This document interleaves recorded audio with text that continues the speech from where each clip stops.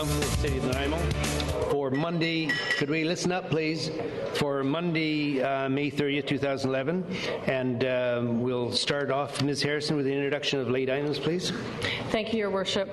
Replace pages 17-18 and 31-32 from Staff Report Item 11A, Articles of Incorporation, Economic Development Corporation, Text Correction.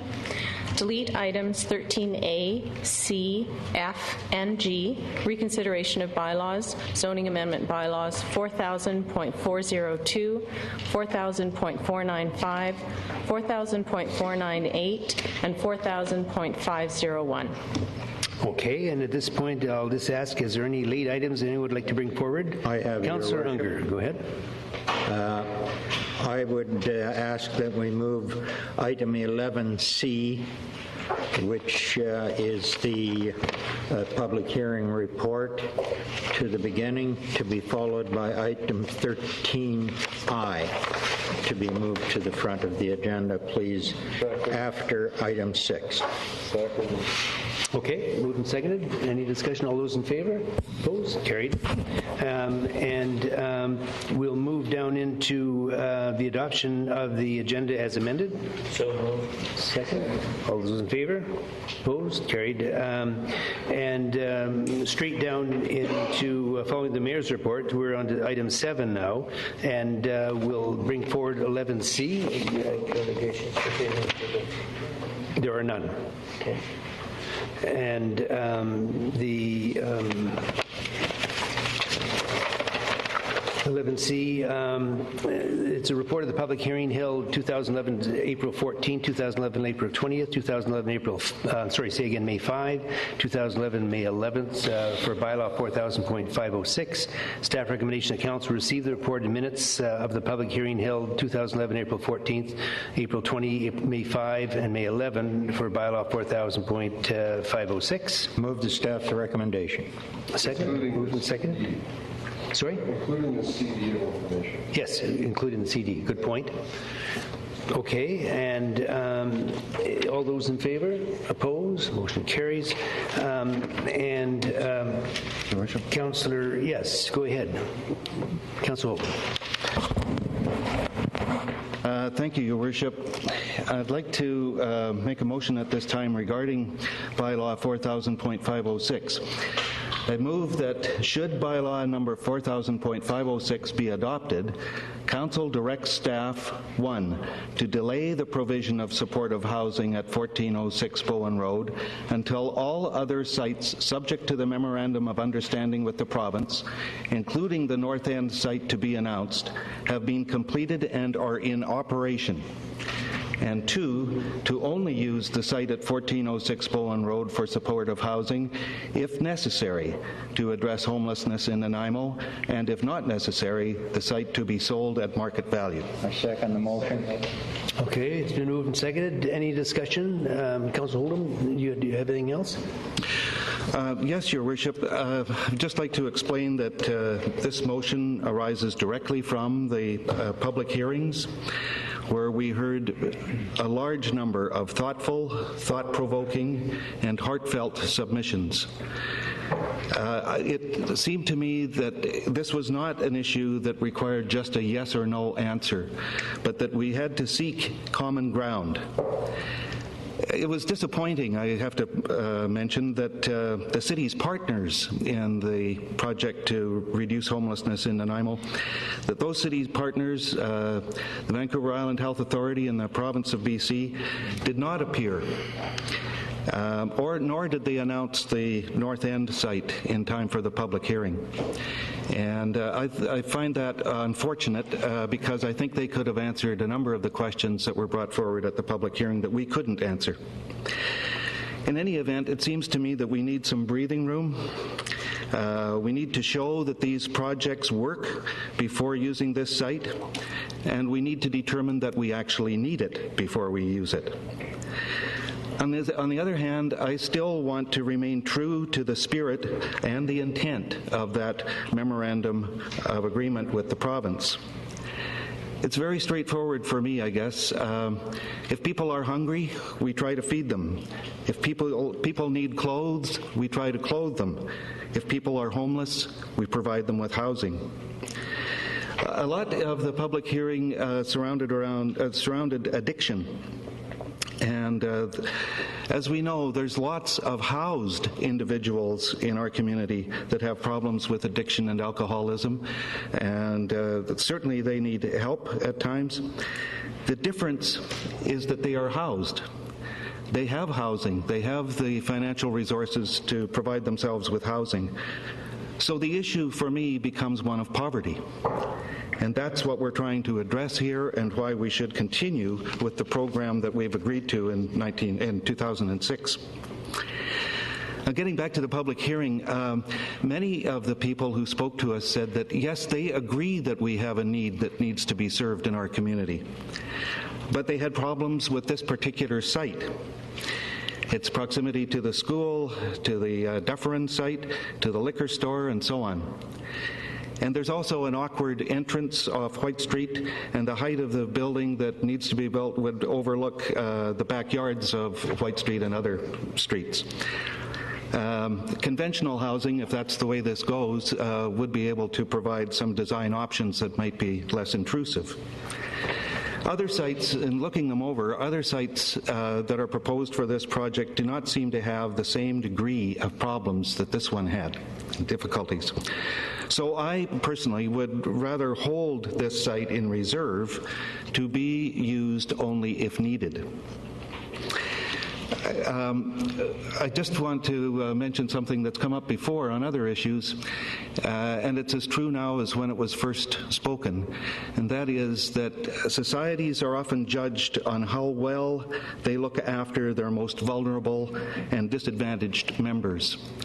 So I do believe we need to be true to the spirit of this project, but we can, it seems to me, delay the implementation and perhaps forego the implementation of this project on this particular site at Bowen Road. Thank you. Okay, Councillor Patchy. Thank you, Councillor Holden. Normally, I would try to speak to this from my mind, without notes, but this has been a difficult one, and so I'm going to read from what I have written. Without a doubt, this has been a difficult, mentally draining, and emotionally charged issue for all of us.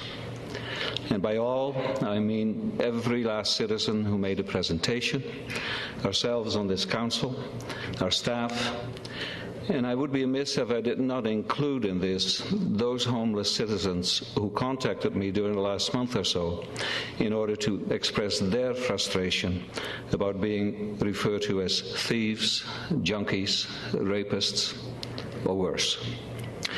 While I listened carefully during 3 public hearings, and while I spent last weekend reading and rereading the minutes of the last one I missed on May the 11th, I did keep 2 columns throughout this process, which began on April the 14th.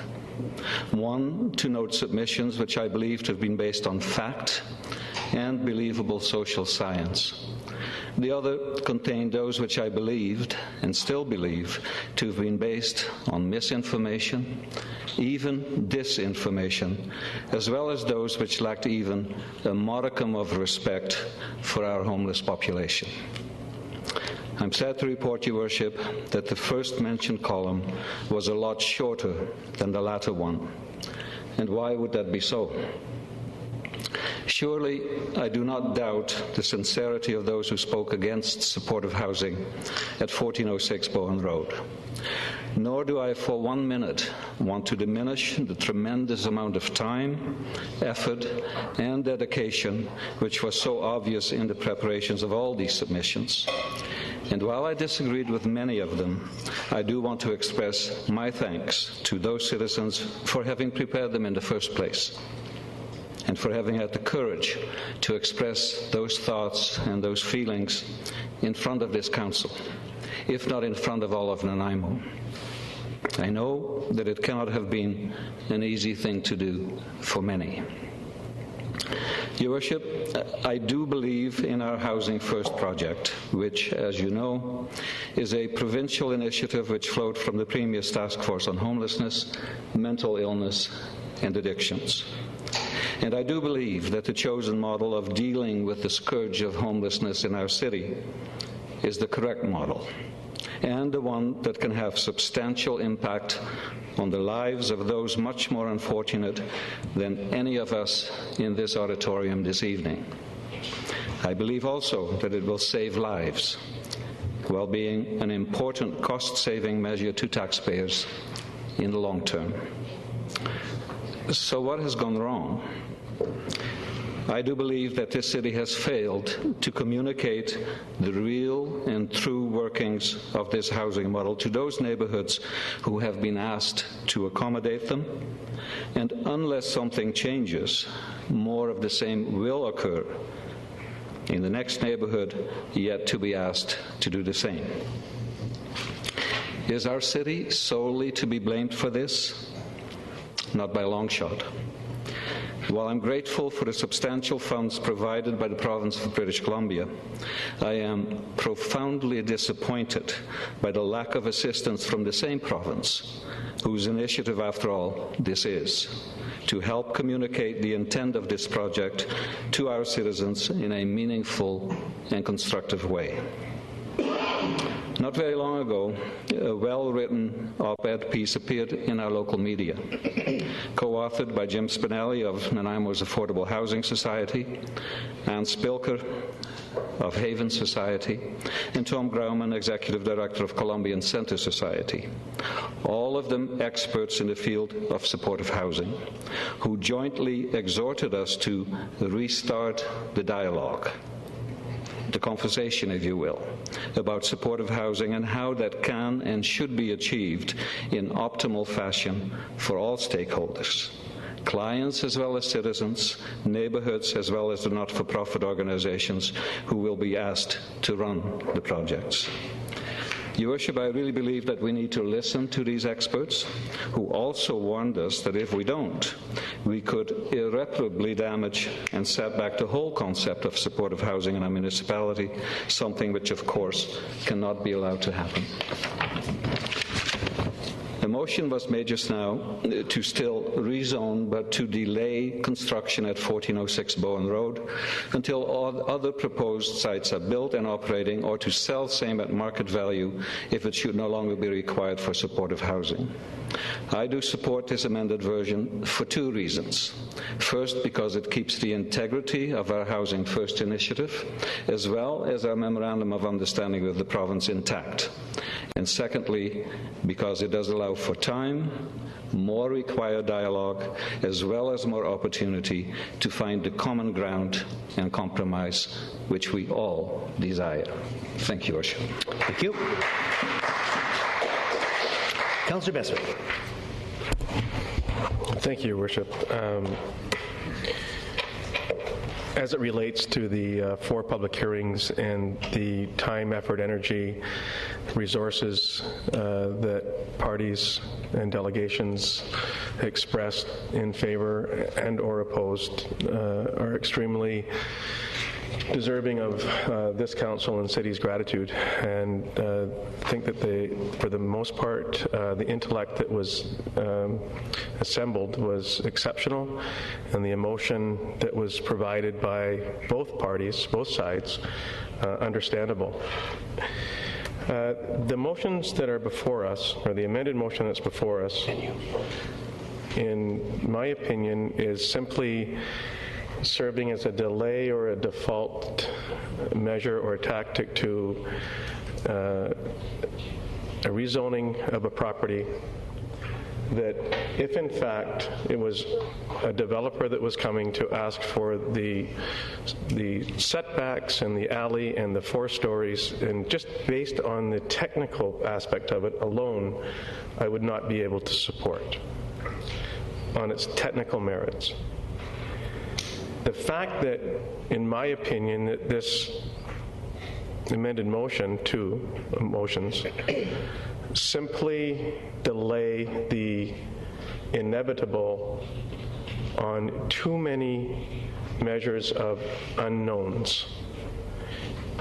If we need it, if the other properties that have been identified that we can't identify are built out, if our partners with the Memorandum of Understanding fulfill their obligations, which to date, as Councillors Patchie and Councillor Holdham in some regard expressed that they haven't fulfilled their obligation, and we are profoundly disappointed with their role.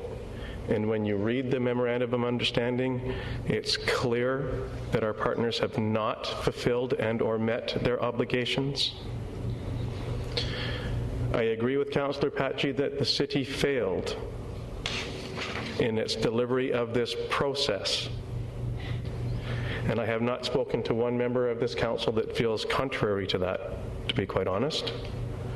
And I think since our open house back in June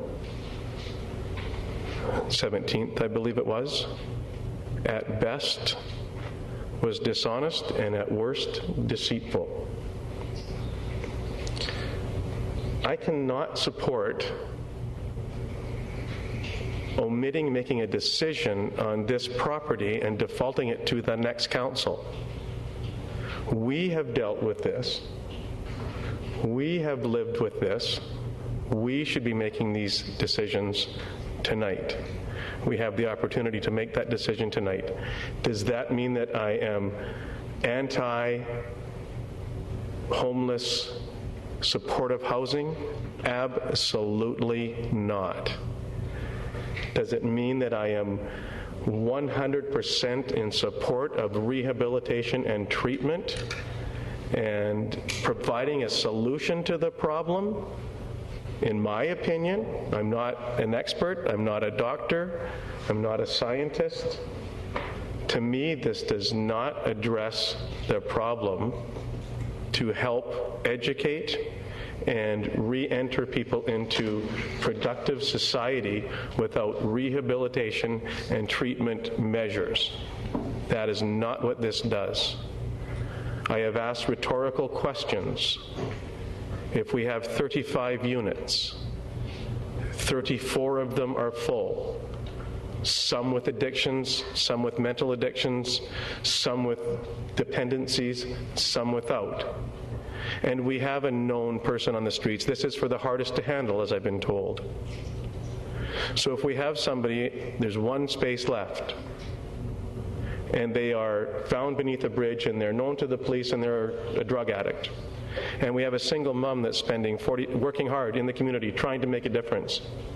We have one bed left, and she's beyond the 40% range on her housing of what she's earning. Who gets the room? I know what my opinion is, but I'm old-fashioned.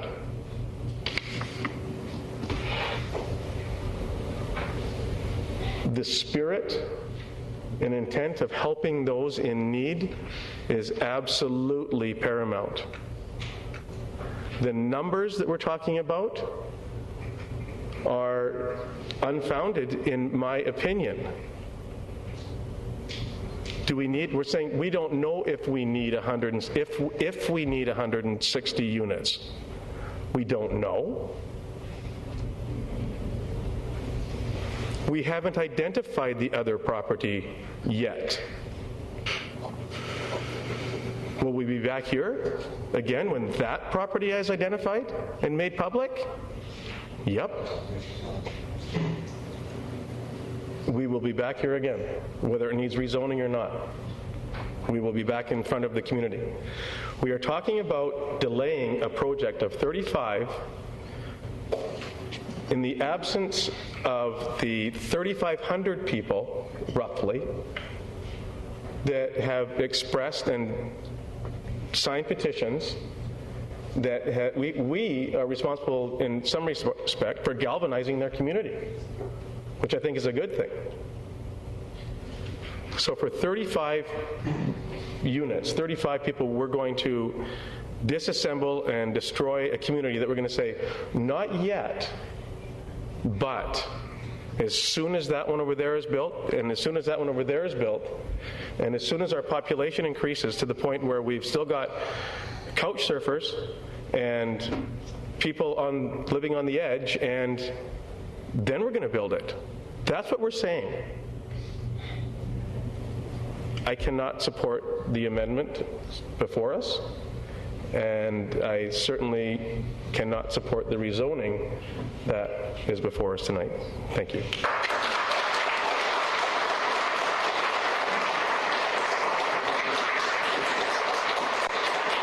Okay.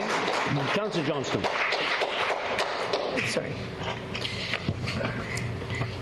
Thank you to my respected colleagues. Everyone has a wonderful opinion, and I respect and admire the opinions of my colleagues as well.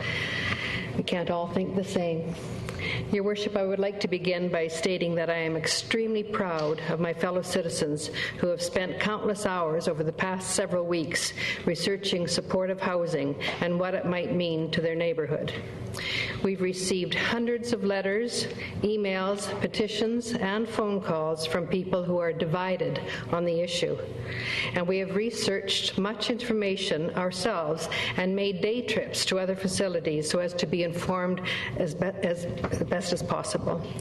I have anguished with those parents who have expressed their concern for the safety of their children, and empathized with others who fear that should supportive housing be built in the hospital area, that they might experience a decline in property values.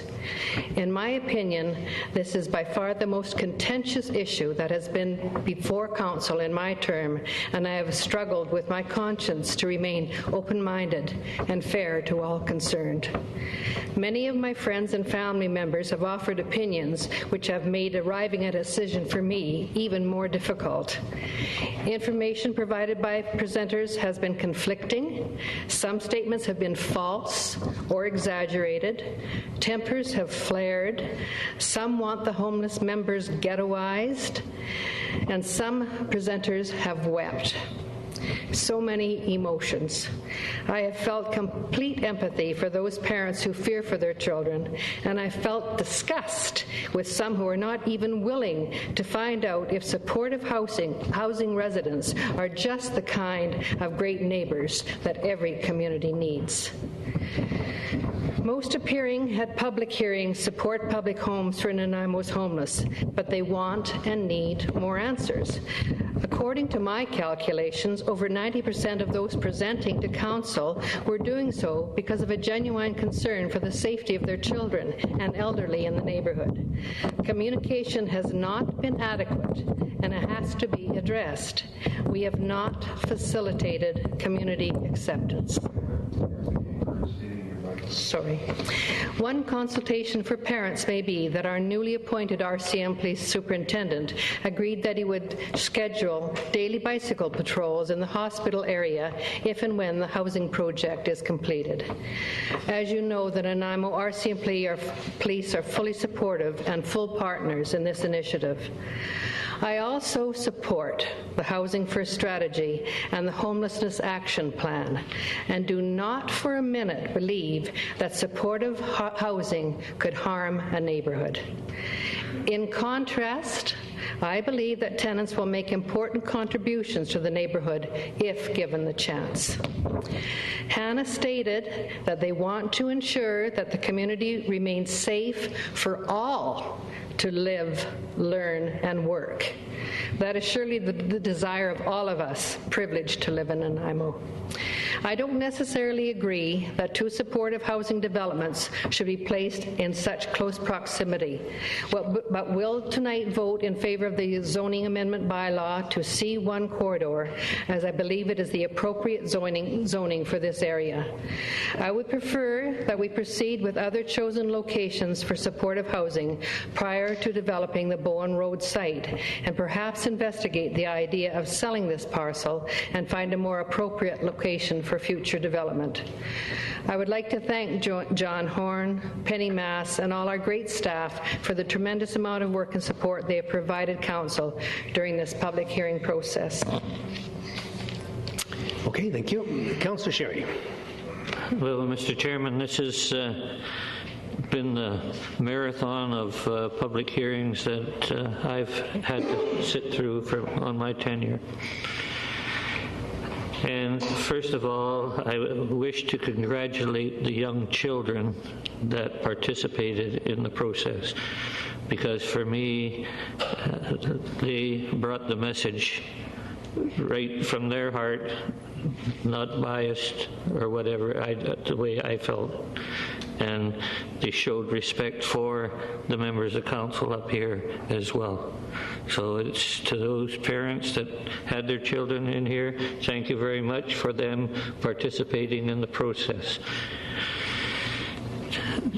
This scenario that we're going through, originally when the mention of the Bowen Road housing project, at the beginning of the process, there was talk of a joint development of not only housing, but commercial or industrial use on the lower floors. And that's identified in the Memorandum of Understanding.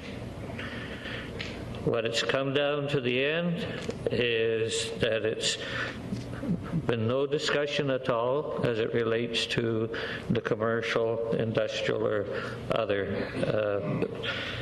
locations of amenities on the lower floor. So it's strictly been as it relates to the, for lack of a better word, the treatment of individuals, be they homeless for one reason or the other. When one reads the Minister Memorandum of Understanding, public consultation. BC Housing and the municipalities will work jointly together in delivery of any and all media releases and public information. Well, that's what they were supposed to do. I'm still waiting to hear from the ministry, and be it VIHA, be it Victoria, or what, the government, I've yet to hear any comment of any presentation from those two organizations come before not only the public hearing, but to the open houses to inform the general public.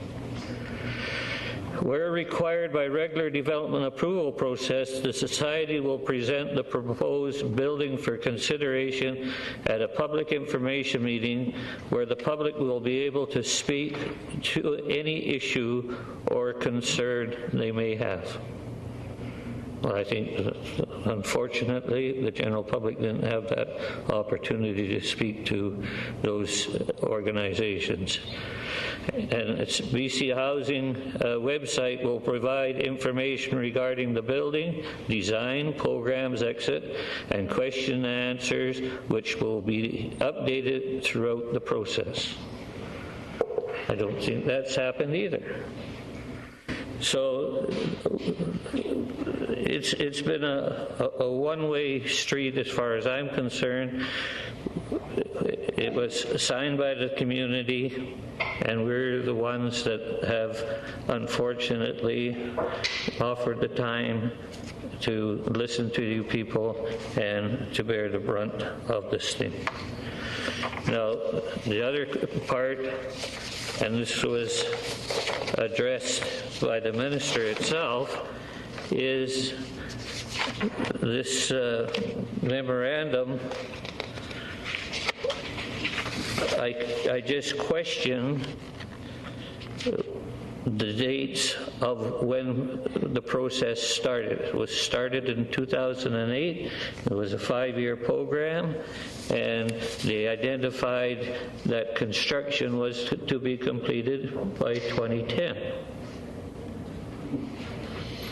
Well, to the best of my knowledge, unless it was issued today, the facility on Wesley Street didn't have a building permit. So, and we're into 5 months, finishing 5 months in 2011. How long is it going to take to complete the building? And is there money? Because the way I read this memorandum of understanding, this is a joint effort between not only the provincial government, but the federal government. Now, there's been a couple of elections since that time. There's change in ministers and that. Is that funds still there? What guarantee do we have? They need to be questioned. The other thing, Mr. Chairman, is the way the current motion on the floor is that if we pass this bylaw tonight, we're not going to do anything until sometime down the future, should we need it or what, or sell it for a developer to take over, and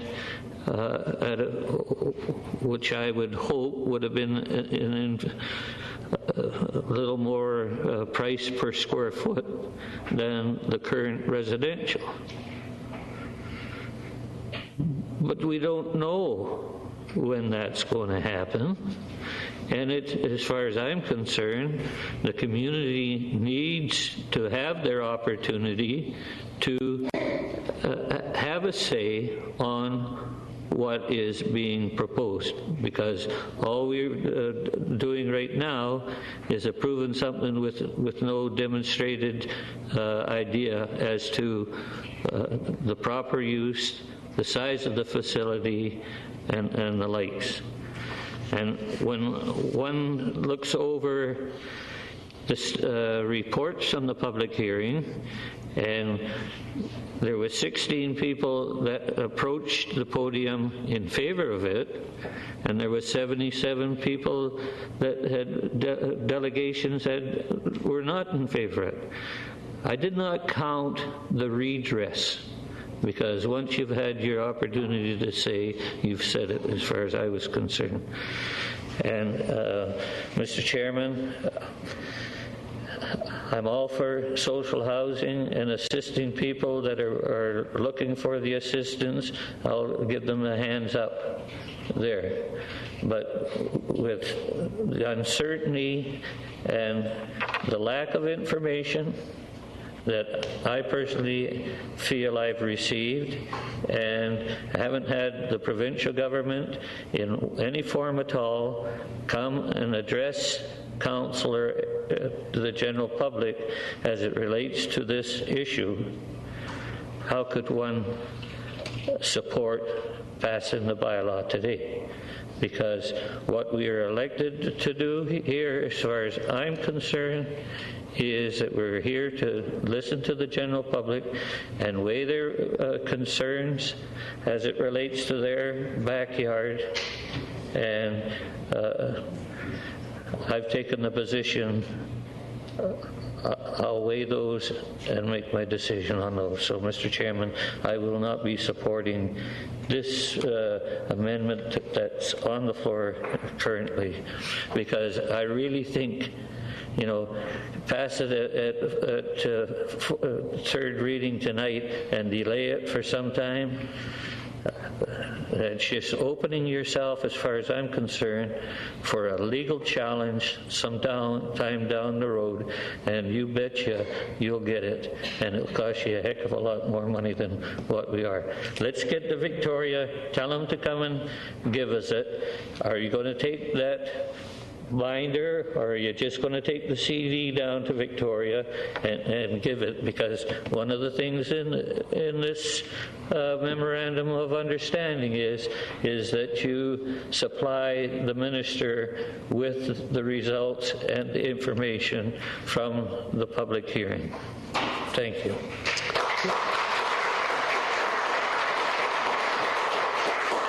Councillor Cook. Thank you, Your Worship. I'm not so somber about this issue. I may be new-fashioned on this. I'm not old-fashioned, but this was participation. This is democracy. We got to hear from people who are very passionate. We formed a couple of neighborhood communities by this. I'm absolutely impressed by what happened. More people read Plan Nanaimo. More people were involved in crime and politics and statistics, neighborhoods, looking up our municipal law. More people were informed in the last months because of this than we have done on this program over the last 6 or 7 years. Yeah, I lost my temper a few times because I've heard this. 1980s, I did community service. 1990s, healthy community study. Social planning committee, one of the founding people of it, and fought for this for 20 years. So a lot of the stuff I heard was based on values and beliefs. Some on statistics that were unknown or internet statistics, some on involvement on both sides. We talked about saving money. VHA, yeah, they're vacant. They're nowhere to be found, and I don't wait for the provincial government or the federal government to do something for our community. We've got to do it for us. I think it's important to delay it. If I disbelieve what the people were saying, I do believe that it made people sick, it made people unhappy, it made people fearful, and that's not what we're here for. But a good team member sticks up for his lower members and the little guys in the team. And I haven't always dealt with a pile of elite people that come in and they're all taken care of. I've dealt with some of the lower end of my society as an emergency coordinator going out in the middle of the night.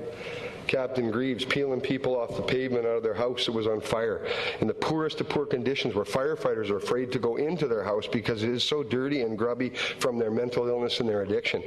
And I want that fixed in my community. And when our staff goes out to meetings, they can't say everything because we're bound by some law. We're not even allowed to talk sometimes, for God's sakes.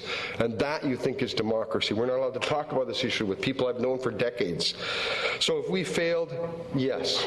Should it come back? Yes, because that's democracy. Because maybe the next crowd through will say, no, the last one wasn't bad, so we do it. So if it comes back, that's what we're here for, to bring things back. So the future, I'm new-fashioned. I think this worked democracy-wise. We've listened. We're willing to make some change. We're willing to adjust. We're willing to try and re-educate. Have I changed my dimension of how I think on this? Absolutely not. I truly believe from statistics, my values, my beliefs, my involvement, going to listen to senators talk in back east on how this works. I believe in the program. But I also believe we have disrupted our community because we haven't communicated well, and we don't communicate well. In fact, we know we're rebuilding relationships with everyone right now over the last years. So this motion to me does something for the community. It gives us time to think. It gives us some breathing room. It can give people a relaxation. We're not stacking everything around the school. We can break down those fears. We spread it across the community, and so putting two together isn't spreading it in my view right now. So I think through economy, through environment, through equity, this is a good step. This is democracy. Maybe we'll get more than 30% of the eligible population to vote. Maybe people will read the plans that have been there for years and in place. Maybe I spend hours of my life. This is like, it's an old song. 16 hours, what do you get? Another day older and deeper in regret? I mean, this is bizarre to me, but I'm glad people got involved. This is democracy. VHA has to step up, and I think this is a good thing for us right now to calm everybody down, maybe get to relax, and just listen to the public and go forward with some plans that work for everyone. And I'm new-fashioned. Thank you. Okay. Councillor Greaves. Thank you, Worship. I'd like to thank the public for making my first 6 weeks very interesting on the job. I think I want to go back to be a firefighter and rush into burning buildings rather than do this. Nevertheless, I'm very pleased that this motion has been brought forward. I myself was looking for some compromise. It didn't seem to be going anywhere. You know, I've dealt with homeless people in 25 years, as Councillor Kipp has stated, and a lot of these dealings had to do with burning complaints. We would find them in the bush around a fire, just trying to keep warm. And I recall one of my first incidents was a homeless man, and I get a little emotional here. What's that all about? Anyway, he was in a crack house, and we had to drag him out and perform CPR on him, and he died.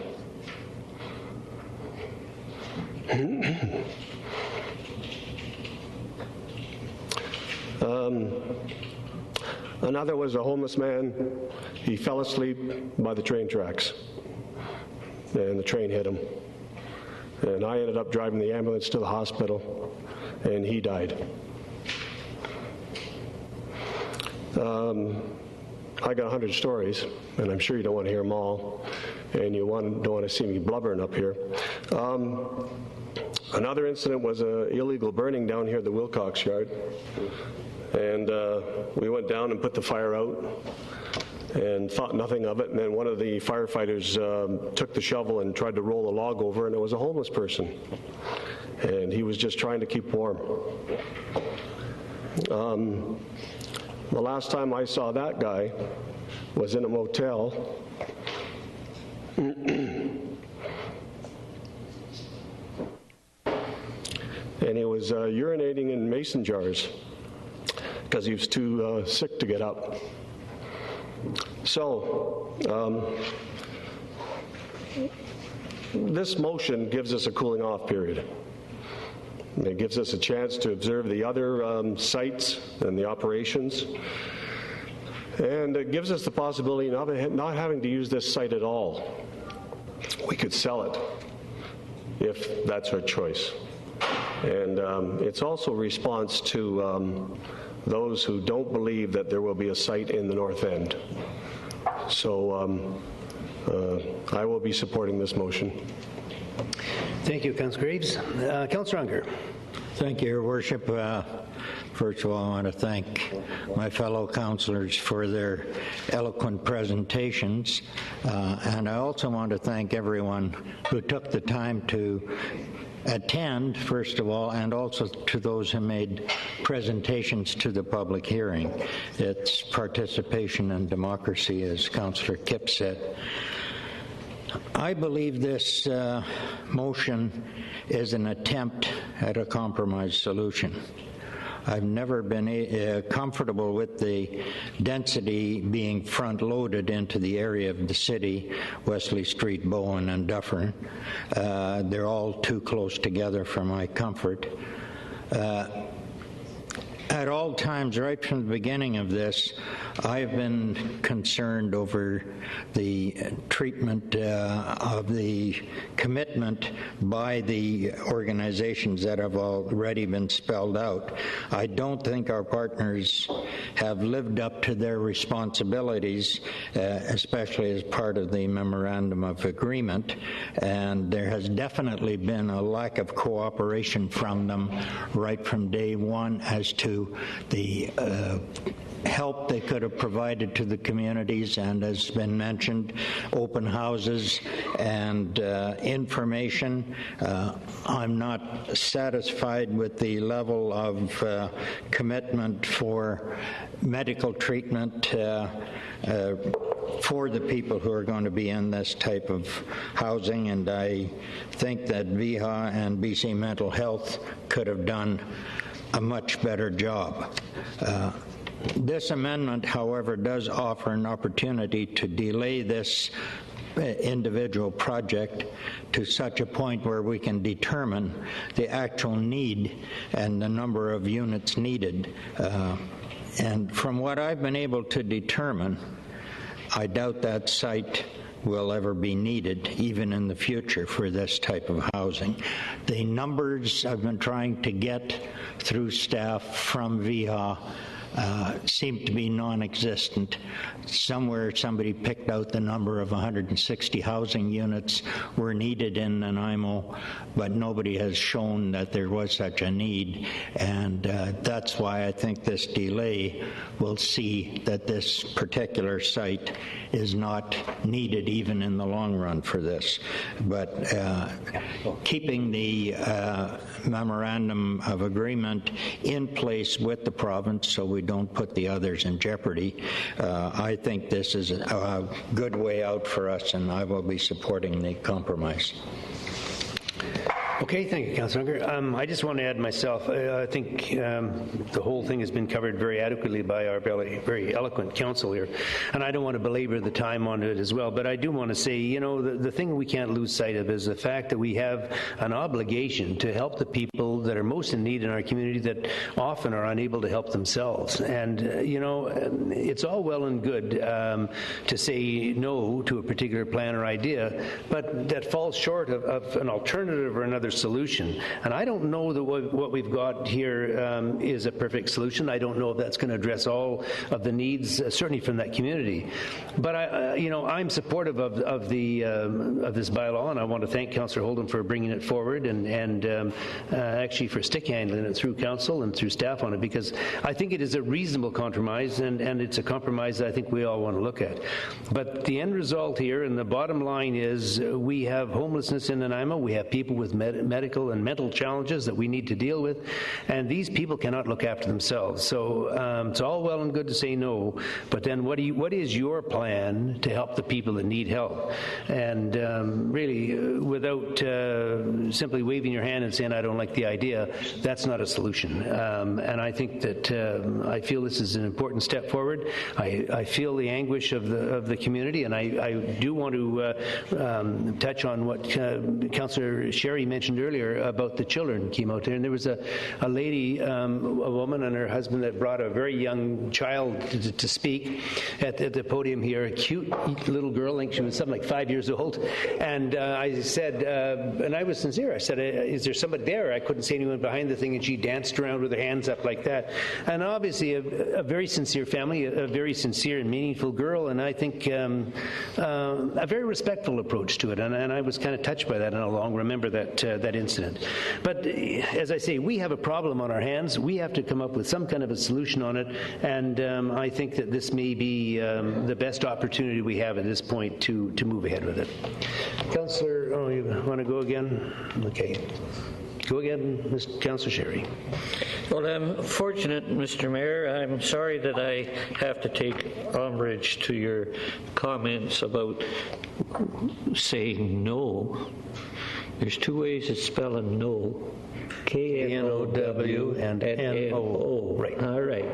So, with a little bit of knowledge, you're not saying no, but you're delaying something with no timetable at all. I know for myself, it's not no to assisting the homeless and those with addictions of one form or the other.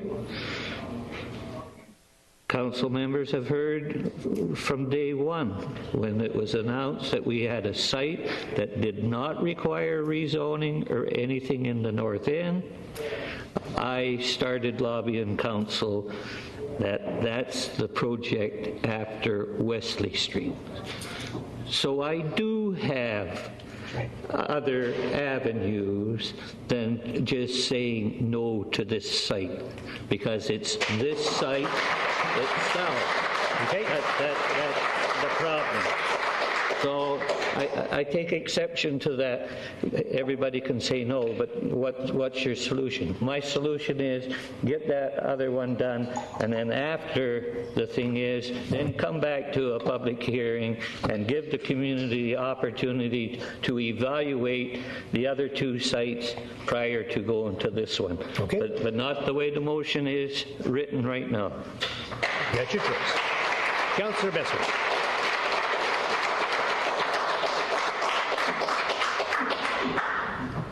Go ahead, Councillor Besser. Sorry, you're on. Thank you. I just wanted to also weigh in on simply saying no, and of course, you know, simply saying yes to a delay. But there is alternatives, I think, and those alternatives are rehabilitation and treatment and education and size and scope and locations.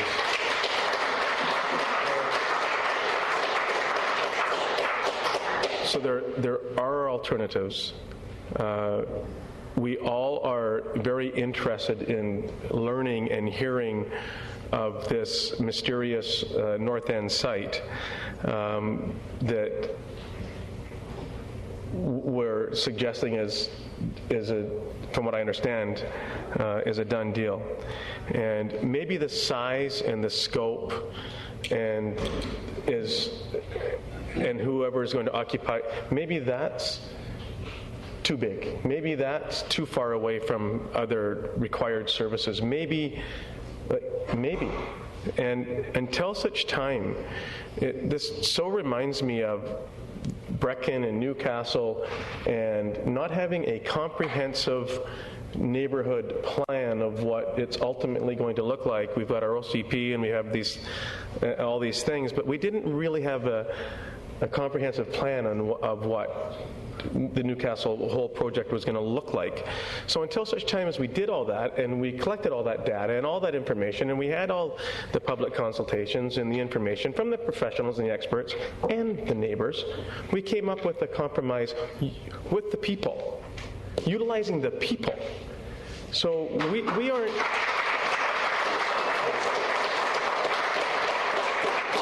I honestly sit here and think that we heard out of obligation and we didn't listen.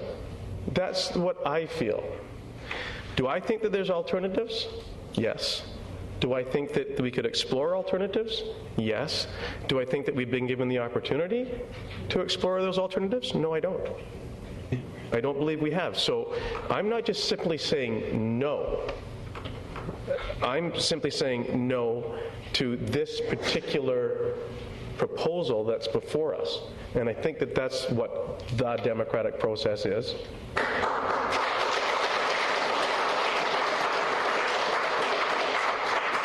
And we may not wish for more than 30% of the electorate to show up and vote next time. Thank you. Councillor Hogan. Thank you, Worship. As a mover of the motion, I guess I'm closing debate. Is that correct? That's correct.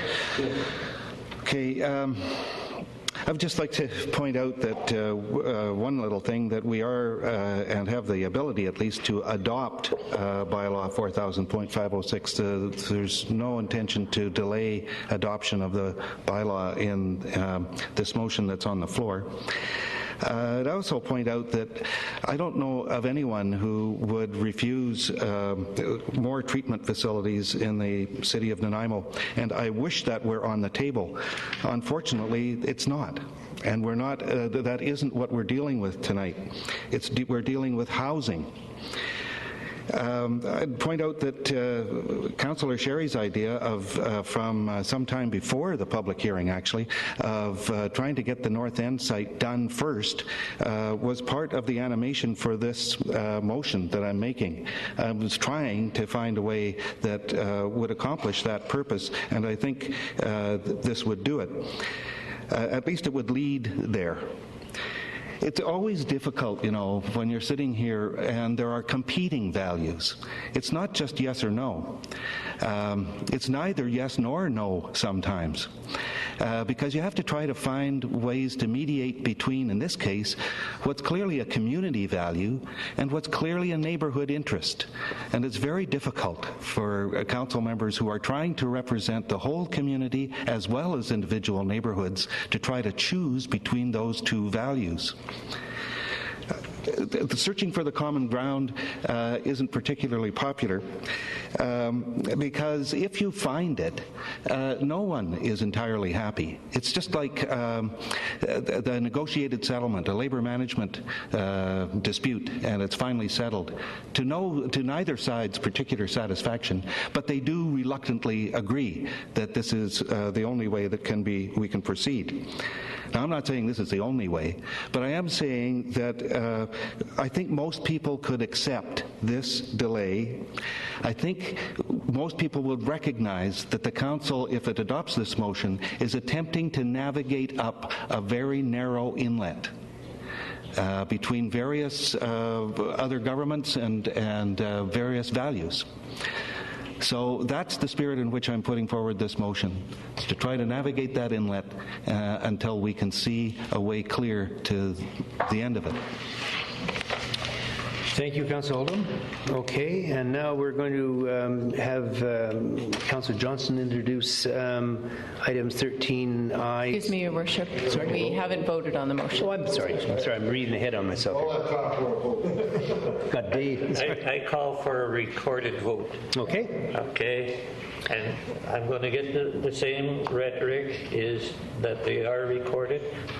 No, we'll actually ask for a separate recorded vote. Put there, only those that are opposed, the balance of council is in favor, okay? Everybody's name in favor, everybody's name against. Okay. I think we understand that. Okay, on the motion on the floor, all those in... Clarify what we're voting on. Well, it's actually maybe Ms. Harrison, why don't we get it from you and then you'll... Yes. The motion on the floor is that should bylaw 4000.506 be adopted, council directs staff to delay the provision of supportive housing at 1406 Bowen Road until all other sites subject to the memorandum of understanding with the province, including the North End site to be announced, have been completed and are in operation. And 2, only to use the site at 1406 Bowen Road for supportive housing if necessary to address homelessness in Nanaimo, and if not necessary, the site is to be sold at market value. Okay, but that is, it's qualified that should the bylaw 4000.56 be adopted, council direct staff, but we have to actually vote first on 4000.506. No, we have to vote on this. No vote on this. Okay, we'll do on this. So, What's the motion? Bylaw now? No, No, the bill's amended. it's not an amendment. okay, as read by Ms. Harrison, do you want to add something to it? No, I was just agreeing that we're voting on the Something else? motion put Councillor forward by Councillor Oldham at this point. Well, I find it kind of difficult to vote on something should bylaw 4000 be approved. Okay, right now it hasn't been approved. So are we going into the wordsmithing of presuming? No, the motion is worded that should bylaw be adopted, that council would direct staff to proceed in this way. So then, just for clarification, we would vote on this motion now, and then if the zoning bylaw 4000 does pass, that automatically triggers this. Is that correct? if the bylaw receives third reading and is adopted, then this motion would be relevant. Okay, so we'll vote. I think, Mr. Chairman, in order to reduce the possibility of a challenge as it relates to what we're doing here this evening, I would suggest that you bring forward the bylaw, deal with the bylaw, and then the motion that Councillor Oldham has put forward is brought up after the bylaw. Because I can tell you that, as far as I can see, legal beagles can have fun with it. Well, that was my question. Mr. Swaby, do you have a comment? Yes, You're already on. Just go. Yes, Your Worship. You were on. Councillor Oldham. Don't play with the buttons. Just speak. Thank you. Councillor Oldham can correct me if I'm wrong, but what Councillor Oldham I heard was doing was bringing forward a motion based on something that he heard from the public hearing. So council could adopt it before or after, but the way that it was phrased was in reaction to the public hearing. So he was putting a motion on the floor that dealt with issues that he wanted to deal with prior to dealing with the bylaw at third reading and final adoption. So it's fine. It's perfectly fine to deal with it now before you deal with the bylaw at third reading. Okay. Then we have Councillor Kipp. Did you have something you wanted to add? On the process under the Act, could we in fact just adopt bylaw as it has, the bylaw, and say with the addendum as heard in the public hearing as stated by Councillor Oldham? So we would adopt the motion with an addendum to the motion? Who's doing that? I'm not sure I understand your So motion. so the motion is made with an addendum that it would be the last, like, as Councillor Holden was mentioning, it's just an addendum to the motion? Pass it, it's law. But we can't, I have trouble passing something before the other thing is law.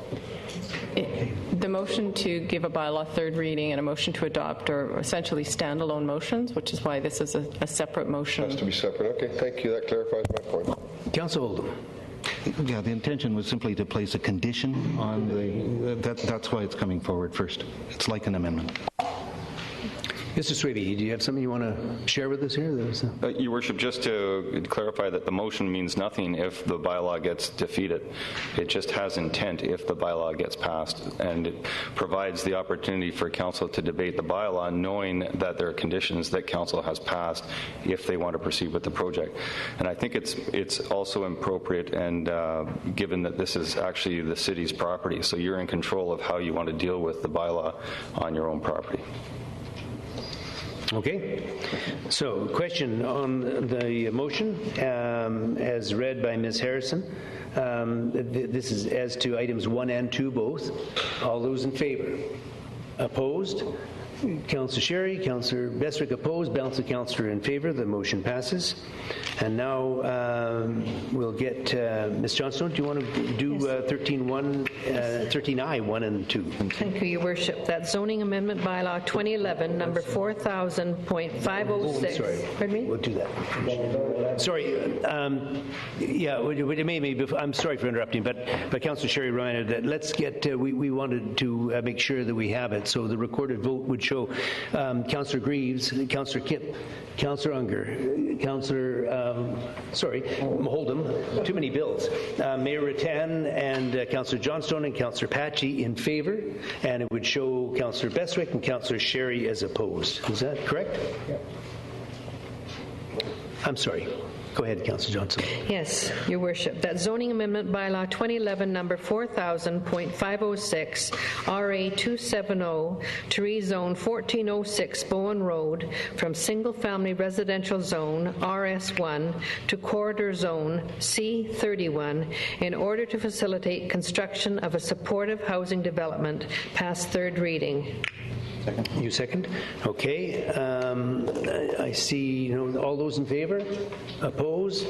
Councillor Bestwick opposed. Councillor, do you want to record a vote on this thing? Councillor Sherry? Yeah. And then the balance of councils in favor, and we'll take the list from before. Ms.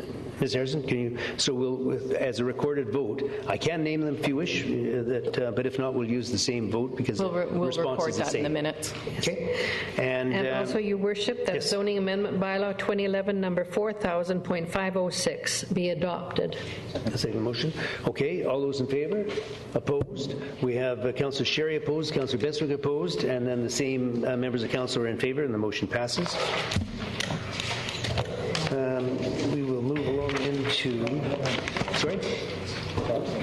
into proclamations, and section 8 then, and that the month of June is Brain Injury Awareness Month in the city of Nanaimo, that the month of June is Child Passenger Safety Month in the city of Nanaimo, and that 2011 June the 4th is Access Awareness Day in the city of Nanaimo.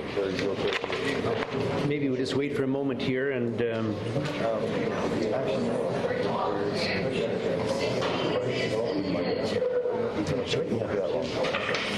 okay, yes, you're right. We'll move into administration articles of incorporation, Economic Development Corporation. Staff's recommendation that council approve the articles of incorporation for the Nanaimo Economic Development Corporation as attached to the report on 11A. Okay, is there a seconder? Moved and seconded. I see. Oh, Councillor Bestwick, go ahead. Thank you, Your Worship. Question to staff with respect to item number 1, establish a progress board for the purpose of formalizing the process of monitoring the City of Nanaimo's progress in the economy to assist council in furthering its agenda in this. Will that progress board be advertised for and if so, how will the progress board members be appointed? It would be advertised. understand that would be appointed by council, but I just... That's the following item number... I wonder if you're wanting to do... Well, it's under number 2. I think I'm sorry. Yeah, you want to do item A first? Sorry. Okay. Councillor Sherry. Well, Mr. Chairman, on page 15 of the agenda, and it's under the background here, you know, a version of our city, our corporation version of our city's letters patent. We're using the letters patent to set this organization up. No. Go ahead. You're on. Your Worship, it's incorporated under the Business Corporations Act as a separate corporation, and the shareholders is the City of Nanaimo. Well, as I say, when I read that paragraph there, where articles of incorporation are a corporation version of our city's letter patent, the articles lay out the minimum rules in which the corporation must function. And my understanding was that this organization was going to be arm's length away from the council. Okay? Now, when I see that under the corporation, we're going to set out how the thing is going to function. Am I wrong? You're both on. Go ahead. Your Worship, somebody has to establish the rules in which the corporation operates, and the person to do that, in the name of person I say loosely, is the City of Nanaimo as the sole shareholder. You're the ones that are establishing this organization and setting up the rules. Okay. So the board may establish additional bylaws to help them govern and direct policy. Is that a function of the corporation board, or is this the other board that's being set up? Your Worship, the articles, as it states in the report, establish the minimum rules in which the corporation must function at. After that corporation is established, it's expected to establish a set of bylaws, just as council does set bylaws to guide its performance and its behavior and conduct. The corporation has to do the same thing. It also has to set up bylaws to set up procedures for board meetings and all of those other functions that they would typically undertake during their course of business. Okay, and then we go down there. These articles must follow the Business Corporation Act, but also because the corporation is owned by a municipality, must also receive Inspector of Municipal approval. Is this just on the setup of the organization, or during the life of the organization, they have to follow those? Your Worship, the articles only have to be inspected or approved by the Inspector of Municipalities during the initial setup. If the corporation wants to amend those articles, it has to go back to the Inspector of Municipalities for approval again. Okay, so there's a check and balance sometime down the road. Yes. Okay, and then the inspectors are, it shows here, shareholder control, minimize financial risk as borrowing, and conflict of interest guidelines. Now, shareholders control, what shareholders do we have, and what's the value of a share? Your Worship, right now the sole shareholder is the corporation of the City of Nanaimo, and so that's the only shareholder, and it'll be up to the City of Nanaimo to determine if there was going to be any future shareholders. The value of the share, it's not valued, Your Worship. It's not going to be traded on any exchange. It just is the ownership, and there is no value. Okay, but I'm just wondering if there's no value put on there, if there's other members within the organization which would like to become shareholders of the corporation after it's set up, I would think that we would have a dollar value. Your Worship, there is one option that could be reviewed, and of course this will be up to the shareholder, the sole shareholder, the City of Nanaimo, to determine how to do this, but I would suspect that it would be based on contribution. So to make this very simple, if the city was contributing $900,000 per year and another party was contributing $100,000 a year, then the City of Nanaimo would have 9 shares and the other party would have 1 share. That's one way that it could be done. But it would have to be a locked-in permanent contribution for them to get shares. And I would just add that since the city owns all the shares, that they would only sell them if they were satisfied with the agreement. Well, it might give incentive to get this thing off the ground, and this is my understanding. It's a promotional organization trying to entice development and tourism or whatever, and if there's functions in the past where we've asked for participation, maybe they'll give them a better incentive this time. Okay. Thank you. Councillor Patchy. Thank you, Worship. A question and a comment, if I may, to staff on page 15. It reads, the primary areas that must satisfy the inspector. Could you allude a little bit more about the others? To approve the entire agreement. You're on. Your Worship, the inspector approves the entire agreement. These are the areas that that they note in their guideline to us that they have particular interest in. And for instance, the conflict of interest guidelines that are in the articles basically reflect the conflict of interest guidelines that council must follow in the community charter. It's not, from my understanding, the same degree of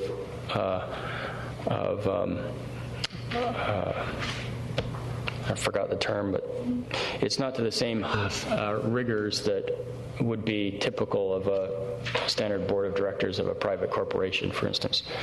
The borrowing has to be approved by council, and there's a strict limit on how much can be borrowed, even with council's approval. Those are restrictions that the inspector puts on those articles.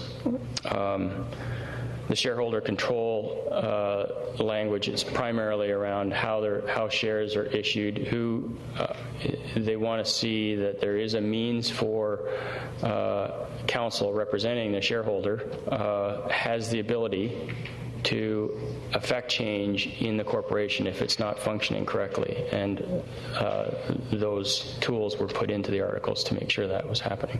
Thank you for that. And as far as the comment is concerned, Your Worship, that is with regards to 11B, the second bullet. Now, the city manager and Mr. Howard know that from the very beginning when we started to talk about economic development, I've been harping away on the fact that it is extremely important to me to have a social planning or a social program aspect to the expertise that's going to be advertised for the Progress Board, as well as expertise in the area of the environment. So I'm extremely pleased and grateful that you have seen fit to include those two. They are important, and thank you for doing that. I think probably that was included largely at your urging, Councillor Patchy, because it was noted that we were a little light on that aspect, and thank you for pointing that out. Oh, please. Okay, Councillor Holt. Yes, Your Worship. There are two of the areas in this that interested me in the incorporation documents were the limits on borrowing, and any borrowing would need to be approved by council, I think I heard already, right? Okay. The other area was the dividends. And I don't know if this is just boilerplate or if there's actually a potential for the Economic Development Corporation to pay its single shareholder, the City of Nanaimo, dividends. But there's a whole section noting how they would do it. Payment of dividends, declaration of dividends, the settlement of difficulties, when the dividends are payable, and so on. So I just want to explore that a little bit. If that means, does that mean that if the Economic Development Corporation discovers a way to contract its services to other municipalities, for instance, or to publish some materials that suddenly become very popular and valuable as publications, or if they come across a software internet device for luring people here, or whatever, and it becomes a value, would we wait for that board of directors to pay us a dividend, or would we have a more direct claim on that value? Your Worship, I think that's an unlikely scenario, but I'll play along with it. I think you'd wait, and if you weren't happy with the board's response, you'd replace the board and get a board that did do what you wanted. Okay, good. Thank you. I don't know if the intent is to be a cash cow, but that said, it may happen. I think the more likely scenario is where there would be adjacent municipalities that would want to become involved and make financial contributions to become involved. Councillor Kip. Yeah, Your Worship, I think about the dividends thing, I'm always concerned when I start looking at shares and share options that if the economy goes down, I'll start selling those short. So I'd be cautious on putting too much development. I think the only dividend we could get, which would be that of other government levels joining in, and then their buy-in partnership would then, we'd have to do another issue of shares and expand the corporation and involve them. And I think that would be our dividend if we can develop an economic plan for the whole area. You know my concern for a long time now that we've been regurgitating the same economic development stuff over and over again. I hope this is a new direction. I hope we have a good and open community. I am extremely pleased that environment, economy, and equity are based from our municipal act through to this. We won't be selling anything because it's all developed on tax dollars right now, so I don't know how we would start paying for things on tax dollars and then start selling them. I think we give things away that we create in tax dollars. Thank you. Okay. Councillor Biswick. Thank you, Your Worship. Just a similar comment that I don't think that the Economic Development Commission designation is a profit center or is designed to be a profit center, but I would hope that that one share doesn't, or dividend doesn't turn into a brick share. Okay, Councillor Johnstone. Thank you, Your Worship. Some clarity, if I could, please, staff, on 6.8, page 27, the validity of act for appointment effective. Is the wording of that intended to mean unless there's a quorum? If there's not a quorum present, that's the only time it would be? No act or proceeding of the directors is invalid only by reason of there being less than the prescribed number of directors in office? 6.8 on page 27. Because you spoke about a quorum in another board quorum. And I think elsewhere, Mr. Kenny, elsewhere in here, it said that it would be, they would make a decision based on the number in attendance at a particular meeting. But Councillor Johnson's maybe a different point. Yeah, Your Worship, it's just saying that that the board can still act with less than its full membership. can act with less. Okay. You're nodding, okay. Councillor Unger. Thank you, Your Worship. I have just one question that was triggered by the dividend question. If we are to get buy-in from other municipalities, Landsville may have an extra $1 million kicking around, and regional district might want to become part of it. How is that handled then? Do they become shareholders in the corporation at that point, or do we consider that as revenue? How would that be handled? I think that would be a choice council could make. It may be something that they, the regional district or Lanceville, if we were lucky enough to get their contribution, they may ask the city if they were to make such a contribution, would you give them a voting share? Yeah. And you'd make a decision based on the merits at that time, and we'd amend the articles to cover that. Thank you. Oh, go ahead, Councillor Sherry. In the first part, it's been identified that the maximum is 17 directors, is that correct? Yeah, I think it was 17 on that one, yes. Okay, 17. So if someone outside the initial group wants to come in and buy in, is that meaning you've got it in the bylaw, 17 is the maximum? Are you going to rearrange the seating within the organization, or are we going to have to go back to amend the letters patent or whatever we want to call it to increase that? Your Worship, staff would recommend at this point that the corporation not establish 17 board members. It could be that they start out with 9, and then if there's additional shareholders, the distribution of shares dictate whether another board member is added to the board or not. That would give you flexibility, Your Worship, so that you could still be within the limits of 17. If Council wanted to have more than 17, it would require an amendment to the articles, like Councillor Sherry said. But that would be an option too. Well, why, Mr. Chairman, why I question it, having the opportunity, the privilege to sit in on some of these committee meetings that's had in the past, and then, you know, discussion has been on numbers, and you're going to initiate a board, and are we going to initiate the board because we say 17, or are we going to eliminate, well, we've got it in there, the maximum of 17, but we're going to start off with a much smaller board?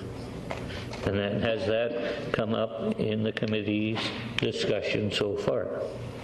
I don't believe that it has, to be honest with you, but I don't. Did you want to make a comment on that? Your Worship, I don't believe the Commission, is, in its acting ability at this point, has decided how big the board's going to be.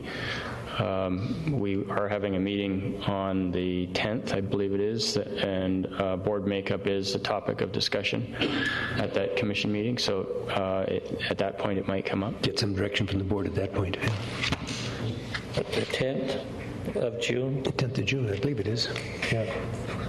So you're going to be back east. Thank you. I'll be somewhere between here and there in the air. Thank you. I can assure you the timing was not... No, it's just, it's unfortunate because I have an interest in this committee, sure. and I want to see it get get on its feet and start running and be a success. You know, and it's unfortunate. Well, that's the way it's going to be. Councillor Kipp. Yeah, Your Worship, through the staff, but I think I'm just going to say something I know. This corporation will have to have an annual general meeting every year within 15 months of the previous annual general meeting at the latest. Any changes to the bylaw would have to be distributed 45 days before the annual general meeting on a Form 11 or whatever it is, and any changes to the bylaw would have to prescribe what it would be. It would be put forth to the membership, the voting membership, whichever that would be, and usually voting membership, however they determine that, and then that would be either passed or failed at the annual general meeting. And that's how you change bylaws of a corporation. And it would have to come through a minimum of 45 days before the AGM. Any change to the operational bylaw. Standard, yeah. Okay. So, we're going to question on the motion. All those in favor? Opposed? Motion carries. And no. to direct staff to advertise for interested members of the public that will provide the board with a balanced perspective of social programs, community health and wellness, Councillor Paggi, protecting and enhancing the environment and the economy. And we've done 3, so we might as well continue. And 3 is to identify the progress board. No, I'll leave it at 2, I'm sorry, because I've got some to add to 3 here. Okay, so we're just doing item 2? You just did this one. Oh, sorry. We just did that. Yeah. So we're just starting 11Z now. Correct. Okay, sorry, on that one too, I was reading ahead. Yeah, on the recommendation. Well, I think I'd prefer to do them seriatim because we have to make a change. Okay, so on the first item, establish a progress board for the purpose of formalizing the process of moderating the City of Nanaimo's progress in the economy and assist the council in furthering its agenda in this. You made the motion and the seconder on that, and I see no. Councillor Sherry, did you want to discuss on this? Well, Mr. Chairman, when I look at item 1 is to establish a board, and then item 2 is to advertise, okay? And then when I look at page 41 as it relates to the report, you know, 1.5 is membership. Okay, it specifies out there. Now, how does that tie in with this recommendation? When the city advertised, we would identify the selection criteria. For example, we would state in the advertising that we're looking after leadership as an attribute in nominees. We'd be looking for balance between these various groups, and we might even specify we want from various groups. And so it would be, the ads would go out soliciting that kind of diversity, and then council would make its choices based on evaluating this criteria. And that goes back to my question previously. You see, it says under E, okay, will consist of 14 volunteer members. Okay. Okay, we have to remember there's a difference between the Economic Development Corporation, which has 17 members, and the suggested Progress Board of Nanaimo, which we're going to vote on, which has a suggested number of 14. 2 different organizations. You know, and I would hope that there would be some overlapping of members on both committees. And the thing is sitting in on the last committee meeting where the committee was talking about the length of tenure, and you know, are you going to have everybody in on the one ballot for the first 3 years, or are we for some continued continuity of staggering the membership over a 3-year period in order that there's could be a change in the board, but at least the players know what they're doing? Okay, Councillor Oldham, did you? Yes, Your Worship. There does seem to be a discrepancy, actually. The Progress Nanaimo will consist of 14 voluntary members, in addition to the mayor, 2 councillors, and 1 RDN board. That's 18. And in the motion that will be before us eventually, it says establish the mayor as chair and appoint 2 councillors to the Progress board. Yeah, is there any mention of the RDN in the green motions that we've got? No. So anyway, there might be a slight discrepancy there. But the reason I pushed the button was that there seems to be some misunderstanding. I would suggest that none of the representatives on the Progress Board would be the same as on the Economic Development Corporation Board. This is the evaluation team. This is what gives the city some ability to exercise control over what the Economic Economic Development Corporation is doing. This is the one that has council members on it and the mayor on it and so on. So this is not some kind of additional committee. This is the oversight committee. Right? And so we don't. There seemed to be a lack of clarity about that. Your Worship, we just have a comment related to that. Your Worship, if I could ask Council to turn to page 42 under nominations and membership.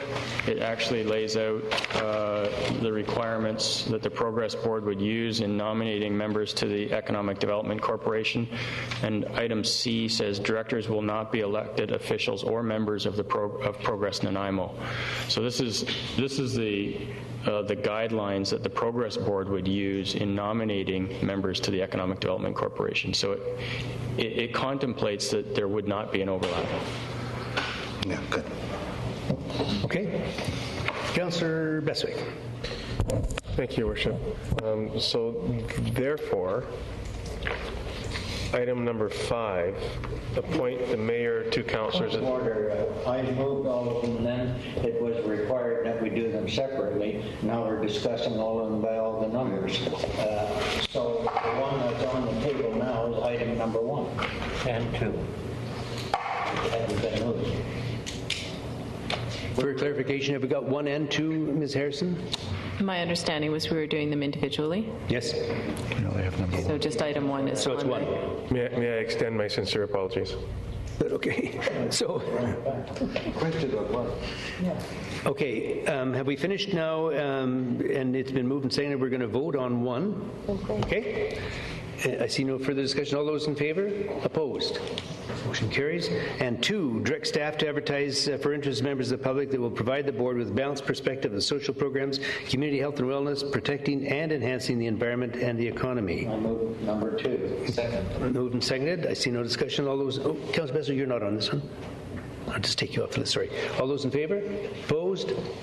Are you opposed? No. It's a slow draw. Okay, sorry. 100%. Okay. You only get 1 vote, though. You can't make it 100% here. Okay. Now for 3, on 3, identify the Progress Board as the nominating committee for the Economic Development Corporation Board of Directors. I move the recommendation number For 3. Second? Second, sorry. Okay. Councillor Holden. So they would be a nominating committee that would be making recommendations to council, right? So council would still have the right to directly appoint the Economic Development Corporation Board of Directors. That's correct. Unless, Your Worship, you provided shares to somebody else. And then, for example, if you gave 10% of the shares to the regional district, they would appoint somebody too.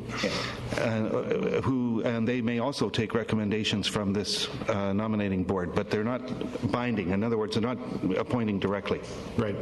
Okay. Okay. Yes, thank you. Question? All those in favor? Opposed? Motion carries.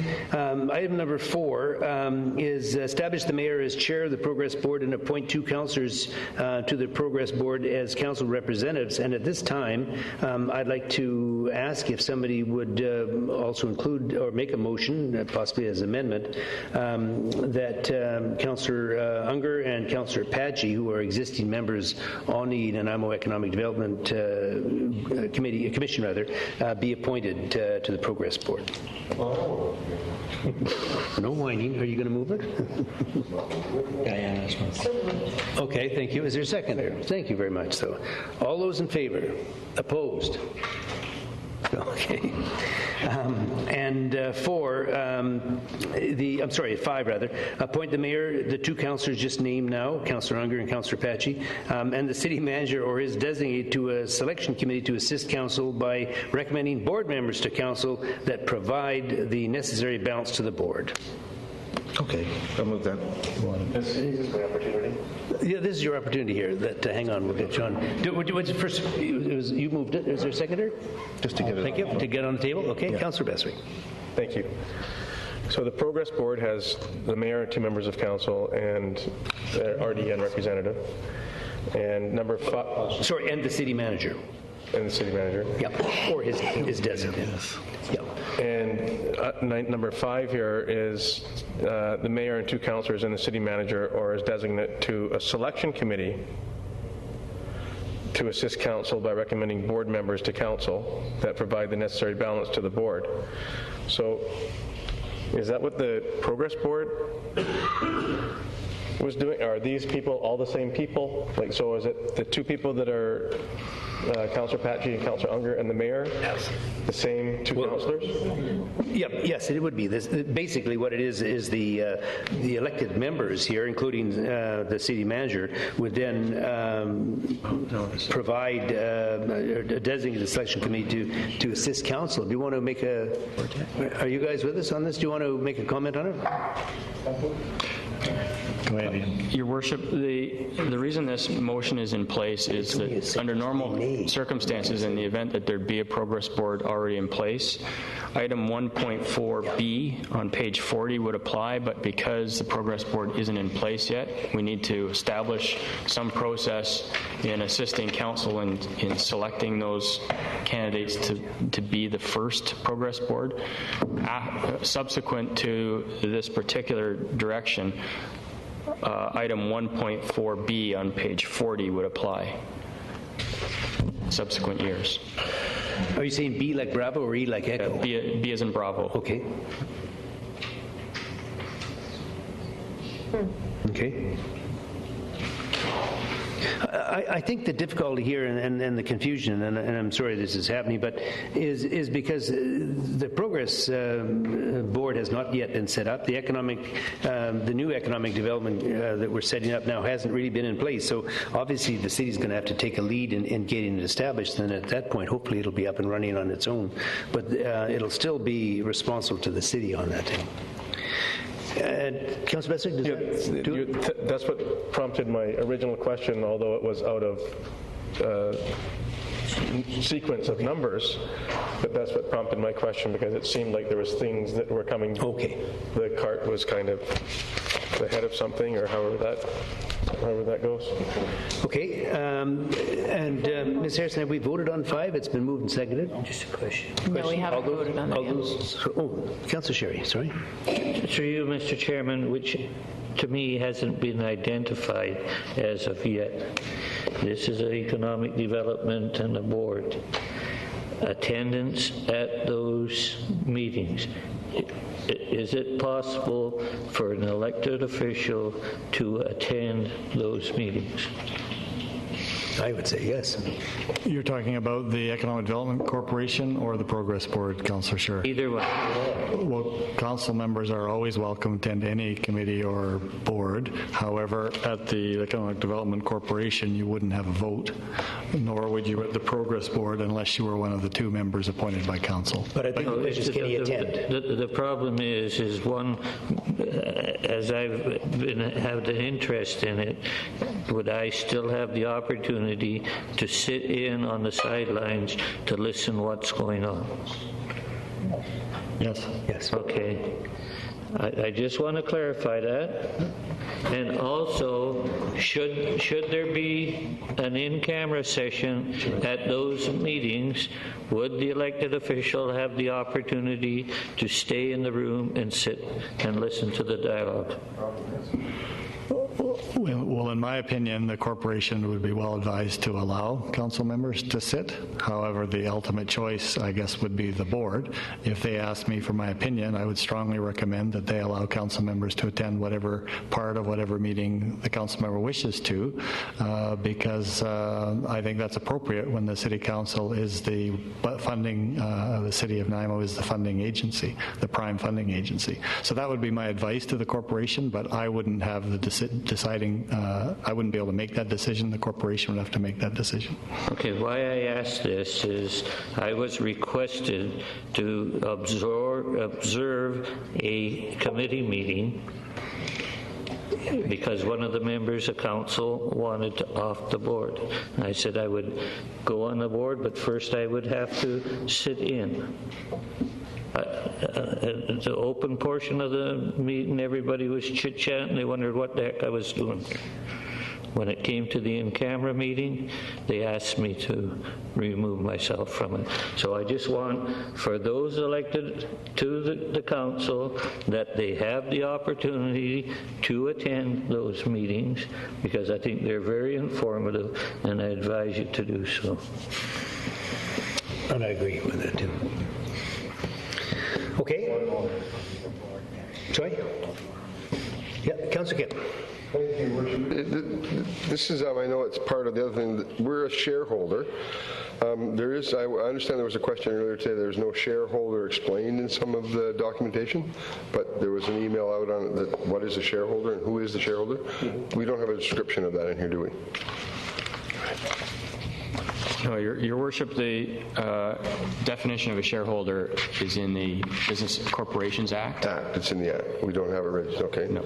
So one thing that the terms differ too for our membership in this too than our regular committees. I know we just sort of formalized all our committees to be the same and have terms that end after the elections and things like that. But this one now, they're being appointed for a 3-year period with staggered terms. I'll say page 41, membership, the bullets F and G. It just says members will be appointed for a 3-year period with staggered terms to coincide with the calendar year. So that's now different than our other committees. I thought we were going to try and formalize all our committees to be the same, because the Progress Board is a committee. The Progress Board is a committee, and the other one is a corporation. We used to. Your Worship, the Plan Nanaimo has a staggered membership, just as it's being proposed in the Progress Board. Okay, it's a little different. Just a little different. Okay. All righty. So I think we're on 5, and I think we just have to vote. It's been moved and seconded. All those in favor? Opposed? Carried. And then 6, approve Appendix A, Progress Nanaimo appointment and governance policy as outlined in the staff report. Okay, yeah. Someone like to so move? Thank you. All those in favor? Opposed? Motion carries. Go into 11C we've dealt with. And D, official community plan amendment application OCP 62, 1985 Island Diesel Way. Staff recommendation that council receive the report pertaining to official community plan amendment bylaw 2011 number 6500.016, which is presented under the bylaws section of the agenda. Moved or seconded. Okay, moved and seconded. I see no question. All those in favor? Opposed? Carried. Plan Nanaimo Advisory Committee. Oh, sorry for information. Sorry, bylaw rather for abandonment. Staff recommendation that council receive the report pertaining to abandoning the following zoning amendment bylaw, which is presented under the bylaws section of the agenda, and the zoning amendment bylaw 2010 number 4000.493. Move receipt. Move. Second. Move second. You move the abandonment, do you? That was that. Okay. All those in favor? Opposed? Carried. Move into corporate services, appointment of the chief election officer and deputy chief election officer for the 2011 general local election. Staff recommendation the council appoint Ms. Joan Harrison as the chief election officer for conducting the 2011 general local elections, with power to appoint the other election officials as required for the administration and conduct of the 2011 general local elections, and that Ms. Chris King be appointed deputy chief election officer for the 2011 general local elections. Staff recommendation. Second. Moved and seconded. All those in favor? Opposed? Motion carries. The top of page 4, community services, proposed new reservoir number 1, energy recovery project. Staff recommendation that council authorize staff to negotiate an energy purchase agreement with BC Hydro to enable the sale of power from the reservoir number 1 energy recovery project, and authorize the mayor and manager of legislative services to execute the energy purchase agreement. I'm proud to move the staff recommendation. Were you proud to second it? Okay. Jim and I will second too. Okay. All those in favor? Opposed? Motion carries. Information items? Seconder? Thank you very much. Is there any business arising? Seeing none, we'll move into reconsideration of bylaws to be moved by Councillor Johnstone. Sorry, wait one. We're getting the... We just hadn't voted on receipt of the information-only items. All those in favor? Opposed? Carried. Now, Councillor Johnston. Yes, thank you, Your Worship. That zoning amendment bylaw 2010, number 4000.493, RA 255, to rezone 149 Wakeside Avenue from low-density multiple-family residential townhouse zone to RM3 to medium-density multiple-family residential suburban zone, RM5, in order to add density in the form of a 30-unit, 3-story apartment building be abandoned. Moved and seconded. All those in favor? Opposed? Carried.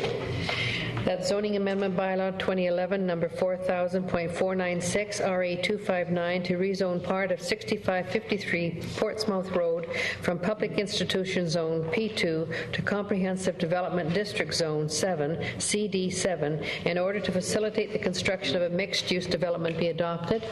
Seconded. I see the discussion. All those in favor? Opposed? Motion carries. That zoning amendment bylaw 2011, number 4000.497, RA 261, to rezone 6001 Pine Ridge Crescent from single-family residential zone RS1 to residential duplex zone RM1 in order to facilitate subdivision and accommodate 2 duplex lots be adopted. Second. All those in favor?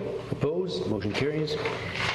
That zoning amendment bylaw 2011, number 4000.502, RA 268, to rezone part of 5494 Godfrey Road from single-family residential zone RS1 to single-family residential small lot zone RS6 in order to facilitate a single-family subdivision be adopted.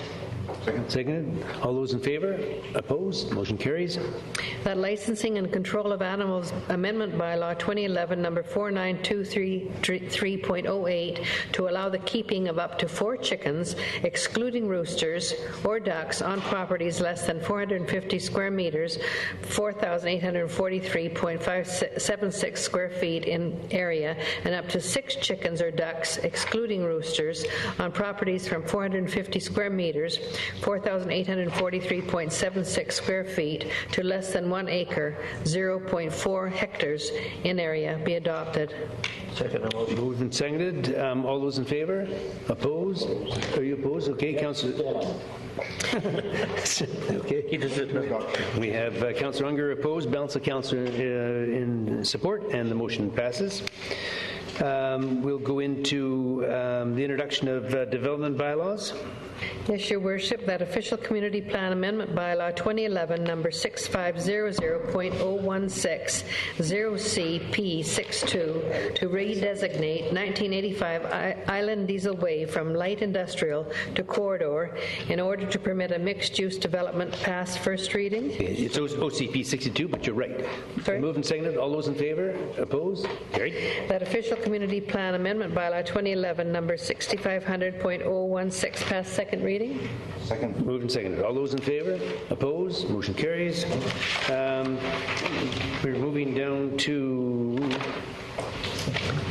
other business. Over page on 6, number 19, at the in-camera meeting of Council held 2011, May 16, Councillor Beswick advised that he would be bringing forward a motion for Council's consideration. The motion to read that Council consider providing a reasonable compensation for committee, commission, and chairing of same.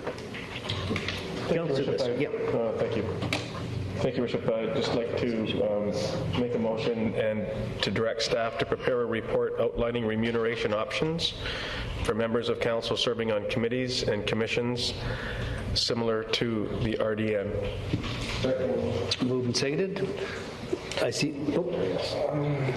Push the button. This minute will get you up here. You're on. Your Worship, the RDN uses a relatively low stipend or payment for services as an RDN director, and then boosts that with payments for work on committees and chairing the committees and all of that, and sometimes for outside appointments and so on. But the city has always had the philosophy that we pay for everything through the stipend that we all receive as biweekly pay. So I think, we would have to choose. Otherwise, this is a backdoor way of increasing our pay. Are we, is that what what you really want us to do, or are you suggesting that we diminish the amount that we get as regular pay in order to earn it as through committee appointments and so on? So I just need a little clarification of what the intent here is. Well, absolutely, and certainly the intent is not to backdoor anything. Otherwise, we would have left it in camera, or if we could have, and I wouldn't have talked about it outside of camera. So the question then is to ask staff to generate a report on council remuneration as it relates to participating on committees, commissions, and other appointed bodies, and whether you chair or do not chair those. It's a report. When the report comes forward, you will be able to challenge that and debate that it's a backdoor method of increasing council and or mayor's stipends. So at that point in time, we'll have the opportunity to debate it. This is asking for a report, not unlike any other report that we would ask staff to generate and produce, providing options, which might say, if you wish to be compensated for committee work, commission work, chairing or vice chairing, one alternative that may be looked at is to reduce our salary in favor of being rewarded for participating on other committees. There's many members of this council that sit on many committees that do many hours of work outside and beyond the core requirement of a member of council. Core requirement. Yeah. So therefore, I'm asking for staff to generate a report that may identify those equities. Okay. Just a point of privilege. I wish to apologize for the use of the word backdoor. Okay. But I did get the explanation that I'm interested in.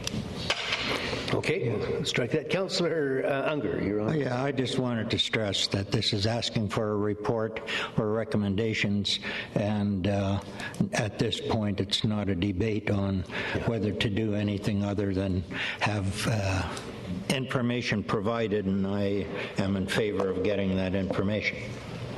Okay, Councillor Patchy. Thank you, Worship. I know it's only a report, but I don't have any handle whatsoever on what the regional district pays for attending committee and commission meetings. Does the staff have any indication for me as to what that might be? Just as Councillor Holdham said, that they compensate their directors a base amount. I think the municipal directors actually get paid less than the rural area directors, because the rural area directors are considered to have a higher workload as they do the direct representation of the residents. So either way, the directors get a base level, and then if they take on chairmanship or vice chairmanship of various commissions, then they get extra per meeting. And in fact, some meetings outside of the regular board meetings, there's an additional compensation per meeting compensation that directors get as well. So their pay at the regional district is more directly related to the workload. It's more like piecework. Yeah, but just for clarification, isn't this what your report would bring out? This is what we're trying to find out. I don't know that we need to get all the information now, and if we're going to support the report, all this information would be generated. Probably what we would include in the report is what other municipalities do. And for comparison. I think I can tell you right now that most municipalities use the system that the city of Nanaimo uses already. Thank you. Okay. Councillor Patchy, you finished? Councillor Kipp. Well, I just support it. I heard something about core, so I support it. Councillor Sherry. Through you, Mr. Chairman, I support the generating of a report. But the thing is, there has been a request for a report as it relates to pieces of parkland that could be the possibility of going forward as a referendum in the next municipal election. I haven't heard any discussion as to when that might see the date light.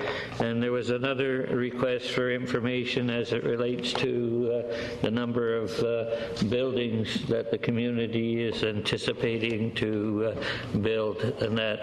So here it's the end of May now, and you got 4 months to go, and hopefully we'll see those reports in time. Your Worship, the report on the buildings is scheduled for the June 13th council meeting. The report on the parks properties is working its way through the Parks and Rec Department and Commission process, and our commitment is to have that before council in time so council could adjudicate whether or not it wishes to have a referendum before the election or at the time of the election. Thank you. But as I think as I've said before, we do have 2 long pages of outstanding reports that have been requested by council, and we're working our way through them. Okay. Well, I think that's... No, we haven't. So on the motion or the request, rather, all those in favor? Opposed? Motion.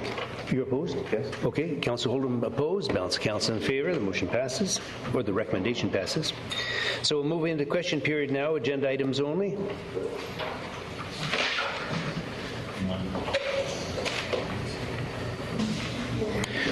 Fred Taylor of 204 Emery Way. In listening to Councillor Kipp about this corporation developing its bylaws, especially after the first year of operation, would that take away any control by council? I don't believe so. Does, well, it's up to the board members to develop their own bylaws, and how does council interfere? The intention here is to have a more independent body. So yes, they would have some independence to develop their own processes and procedures. However, council, as the appointing body, has the ultimate control in that if they don't appreciate what the corporation is doing, they can make changes. And control of the purse, too. How could they interfere with the act and everything and making changes when it's up to the board to make the changes? Well, the city is the shareholder, and the shareholder can dictate to the board what it does. And in this case, does the policy adopted by the previous council still stand, where the mayor can go into any meeting, board meeting or anything, and participate? Whether he's a member or not? Well, my advice to this organization would be to invite and welcome participation and attendance by mayor and council members if they wish to. Policy that he can. He doesn't need an invitation. Well, as I said, in-camera meetings of the corporation, it would actually be the corporate board that would make the decision. But my recommendation would be to permit it. And I'd like to address this through the chair to Councillor Oldham. You've come up with a something that was voted on in regards to the housing bylaw at 1406 Bowen Road. Would you not think that's substantial new information that should have gone to the public hearing or require a new public hearing? No. In fact, it emerged from the public hearing. And in follow to that, you, I believe, stated for social housing if needed. And one of the arguments and disturbances to the neighborhood, I believe, was wet housing. So could you explain what you meant by social housing to be acceptable to this neighborhood? I was referring to the wording that was in the rezoning bylaw, and it referred to social housing, so I simply used the same language. So it still may include wet housing? Absolutely. And is the council aware that in the public hearing, I remember Abbotsford saying no to a proposal in the neighborhood, listening to the neighborhood. And is council aware Comox has just done the same, said no to a project and outright no, once they heard to the neighborhood, and that was done within the last couple of weeks. Comox. Okay, thank you, sir.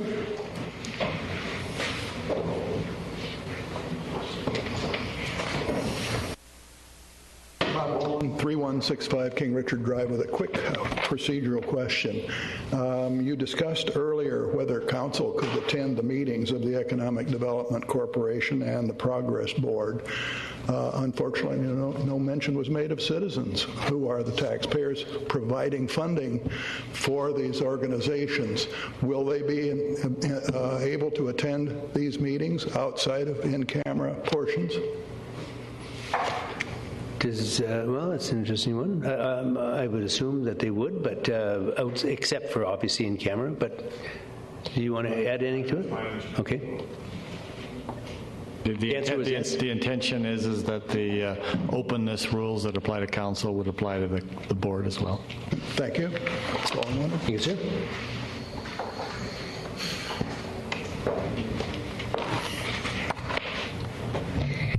Gwen Boyd, 1041 Moyes Crescent. Thank you, Mayor and Council. Mr. Mayor, I'm sure you remember the meeting that Hannah requested with you where we brought up alternatives to the current proposals, such as scattered smaller sites, the options to sell the land and purchase other sites, of which we gave Council and yourself a list of those other sites as alternatives. Some of these sites were even in the hospital area still. They weren't all elsewhere. We stated at that point we weren't against housing the homeless, but we would like it done appropriately. Okay, Mr. Mayor, when you mentioned there were no alternatives suggested. Excuse me. Just one sec, please. This, maybe do we want to find out, is this an agenda item that we're talking about now? Because these are only things on it, just for clarification. Yes, I'm saying this because we're not asking, madam, we're asking to get from staff, okay? Okay. Yes, I believe the question is with regard to the Bowen Road Supportive Housing. Sure, go ahead. Okay. With those alternatives that we suggested, we're hoping then that now it would appear that maybe it wasn't heard before, but that Council would agree to a meeting with us again and dialogue with the alternatives that we had suggested at the meeting with you. Who is us? We can have myself, Vice President, and Executive